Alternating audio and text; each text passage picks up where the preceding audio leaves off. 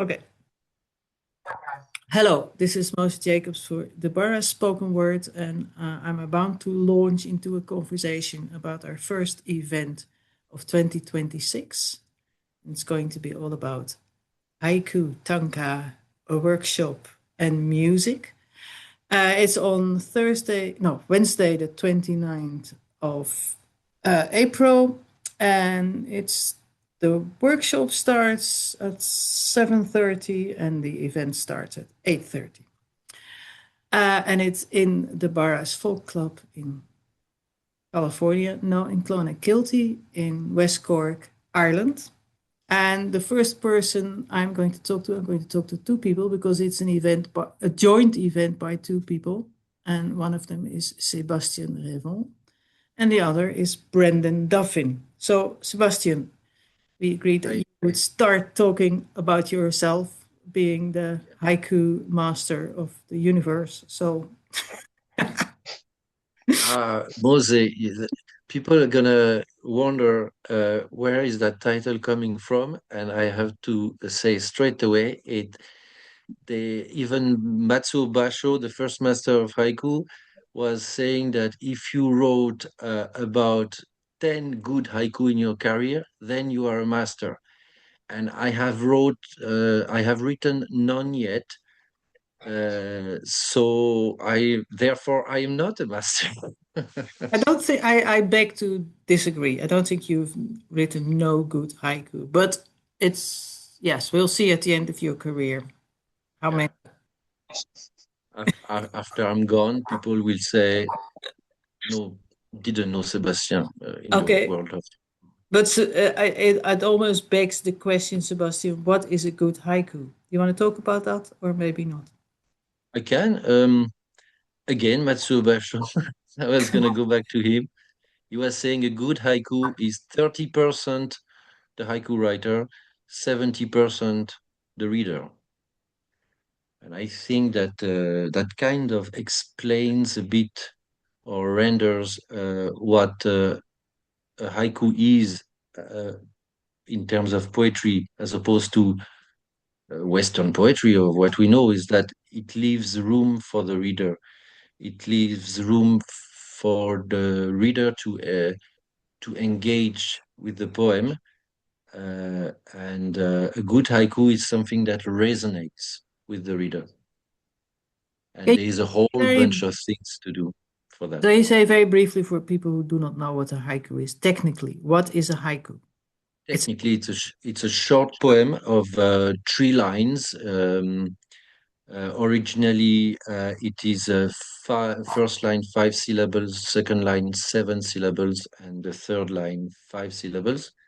But now it has evolved in the English language in a way that we do free form haiku over 3 lines, and you should have something called juxtaposition. You have usually the first line is a standalone line, and the line 2 and line 3 will resonate with the first line. But there are 3 elements. Yeah, juxtaposition. There is kigo, the seasonal word that is traditionally used by Japanese to set the mood of the poem. And the third element is that there should be uh, a gap between the first line and the line 2 and line 3. It's called a kireji, the cutting word. It creates a tension within the poem between two parts. The first part and the second part. The tension created creates meaning and resonance. you take a different angle in the second part. Yeah. Okay. Uh, it's like I'd say sometimes haiku is 1 + 1 = 3, if you think in terms of mathematics. But And is the whole event around haiku? we were just through the phone with Brendan, and I think haiku is kind of the trigger, but because that's the way I met Brendan through haiku. It was during the Festival of Poetry in Cork, um, Winter Warmer Festival, yeah, Brendan. Yes. and because I was going there to read some haiku, and I met Brendan there, and we talked about haiku. So that's how we met. And but that's not only I'm going to be the host and I'm going to present Brendan's work.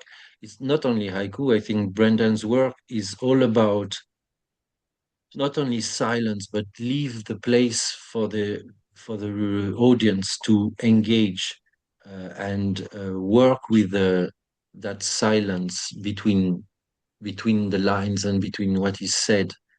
I think it's something subtle that must happen in the audience. So there will be that way that Brendan reads his poetry with in a slow mode. But as well, Brendan is a musician, so there will be apparently some few pieces, a few songs, and he will read some tanka as well. Tanka is another short form of poetry in Japan, very short, over 5 lines. It's very close to haiku spirit in a way. And you yourself, will you also read poetry? Will you also read haiku? No, I don't think I will read Oh, because I will leave the place for Brendan. I mean, if people want, I can read one so you, or two. to beg, actually. Please, Bren. Please, Seb. No.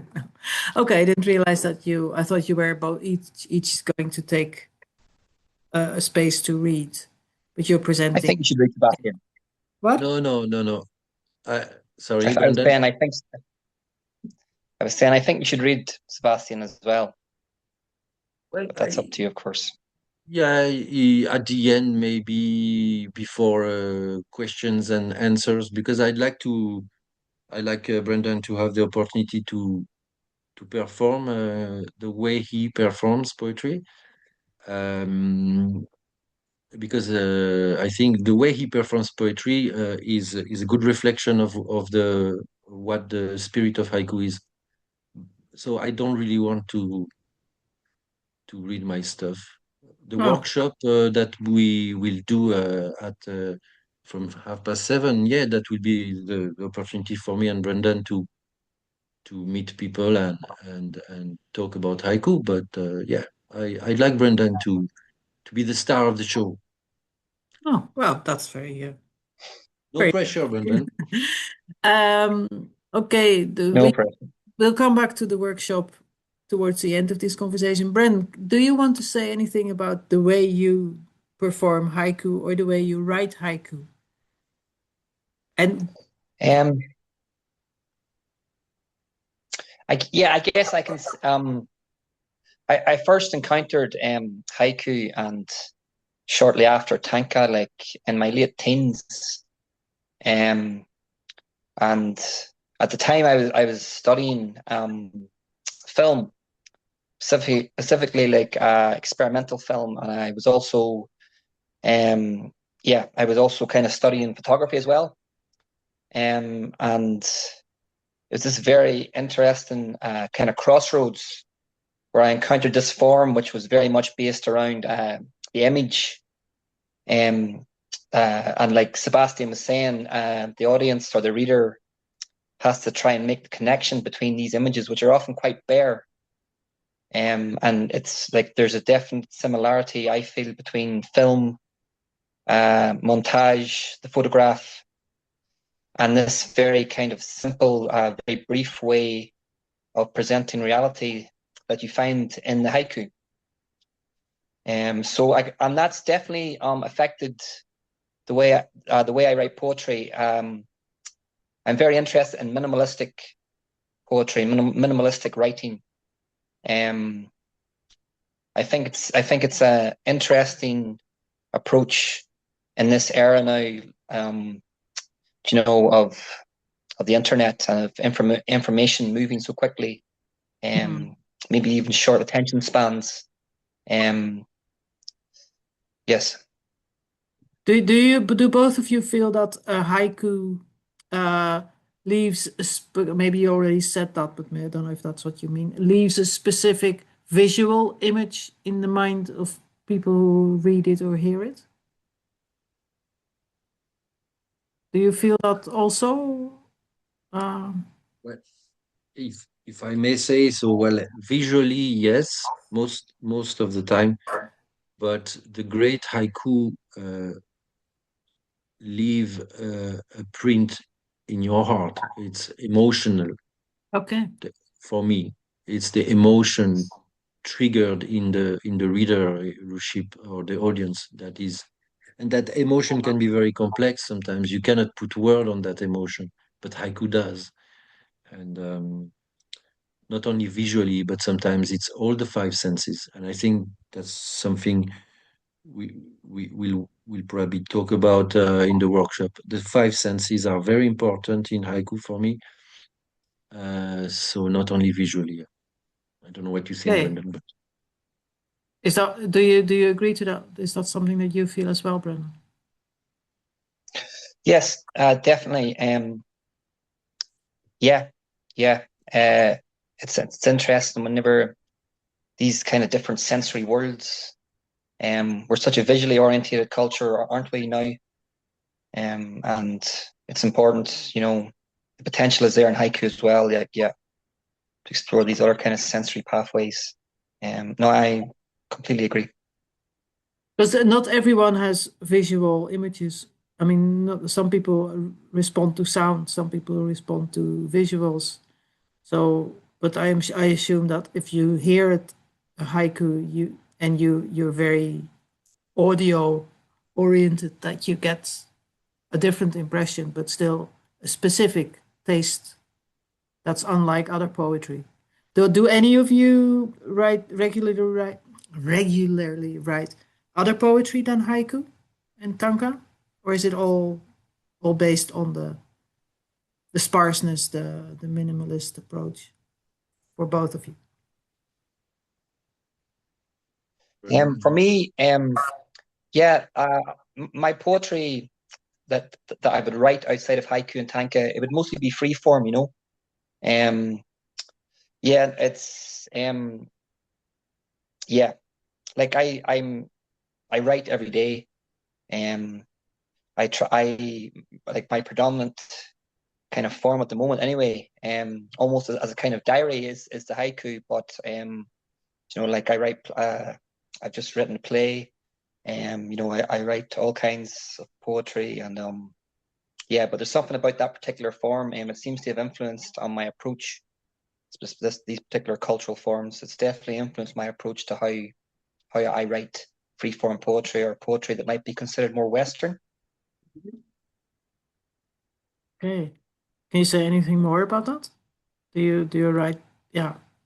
In what way has it influenced you? Be more concise? Or is that too shallow? Yeah, well, I mean, in one way, yeah. Yeah, my poetry tends to be like, yeah, very, very short. I feel like what I find interesting, as I was saying about the haiku, is that it seems very similar, like at the film. I really like that idea of like what Sebastian was saying.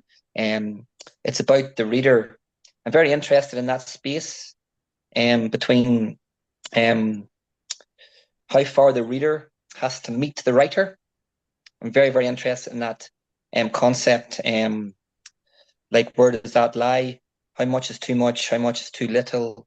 Um, I think these are very, very interesting formal concepts. But it's interesting to me anyway, and that's so like thinking about haiku and thinking about tanka, and writing them now since I was maybe 18 or 19.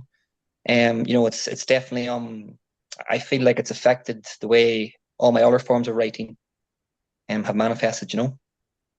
Okay, interesting.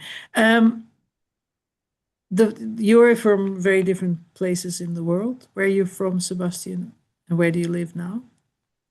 I'm from France and I live in Where? Clonakilty. France, well, I was born in Lyon, but I spent most of my life in France, in Burgundy, in Dijon, Okay. and Uh, then I moved to Ireland. And how about you, Brendan? Where are you from, and where do you live now? Well, yeah, I'm living in Cork City at the moment, but I'm originally from County Antrim in the north of Ireland. Okay. And do you feel that your approach to haiku is exactly the same because it's Japanese? Does it matter where you're from? Yeah, what language you're speaking from? Does it make a difference in your approach, or is it exactly the same? Probably isn't, but Yeah, I don't think it is. I think with Brendan we share the need to say less, to mean more in a way. Because in this day and age of too much information, I feel more and more attracted by silence. And yes, too much is said, too much is shown, and I think the virtues of haiku are calming. You know, a good haiku calms me and makes me reflect. It's good for the soul. on the nervous system, by the sound of it. Yeah. What about you, Brandon? Do you know, I kind of like I don't speak Japanese, so like my encounter with these forms is it was really through like the internet in the early 2000s, and I wonder what's lost in translation like to English. I mean, I suppose for me, what I find so interesting about the form is its simplicity and its kind of directness. Like I like to use haiku. I try to write, or I often write, at least one haiku every day. It's a kind of diary. It's a kind of way. It's a way for me to engage with this environment, like with an urban environment.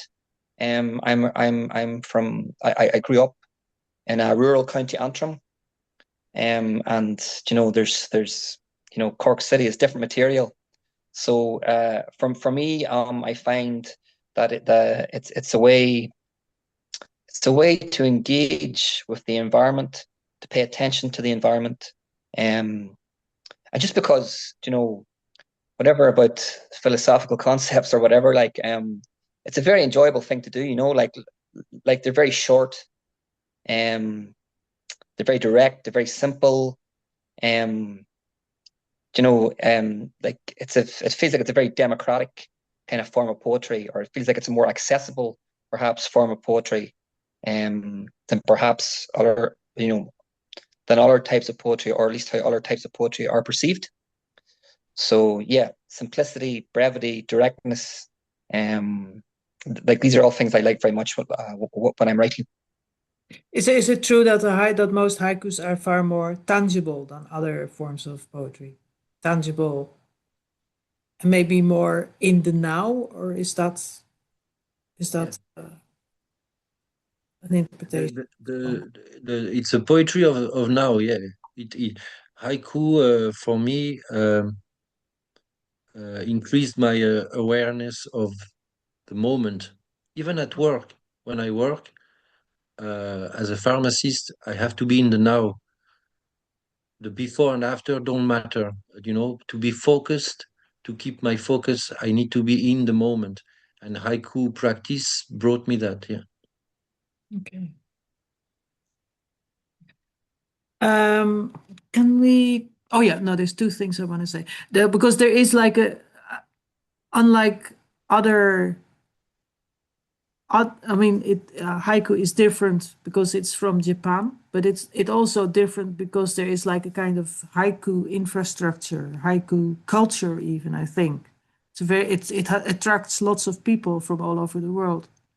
I don't know about you, Brendan, because I know very little about you, but I know that Seb is has infiltrated the haiku infrastructure, I think. You've become one of them.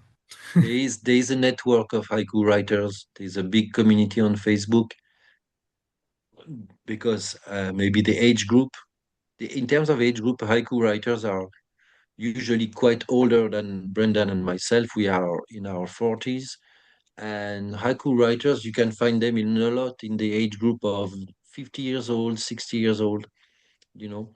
And they're on Facebook, and they connect with a number of journals. There's many journals of haiku in English language, in other languages as well, in French language. Um, there are just a few, but in the English language world, it's connecting everybody, like USA, India. Um, the Japanese are staying a bit on their own island, because the Japanese language is obviously hard, very hard to master. Mm. But there is a big network. The haiku from the 17th century in Japan is not the same as the haiku now. It has evolved. Yeah. Yeah.